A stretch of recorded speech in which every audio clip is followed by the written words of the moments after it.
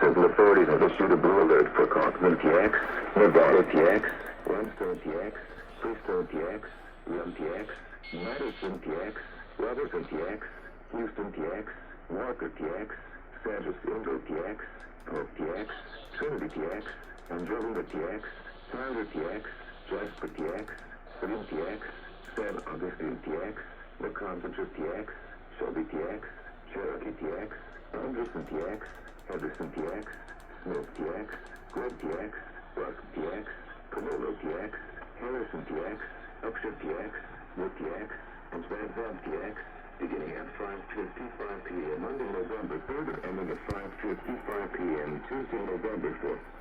Update. Blue alert. Jacksonville, Texas suspect is Bobby Dennis wanted for involvement in a serious injury of a law enforcement officer.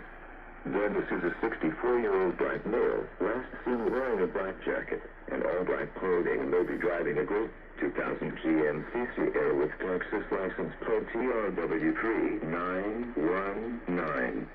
Call Jacksonville Police Department with information. If seen, call 911.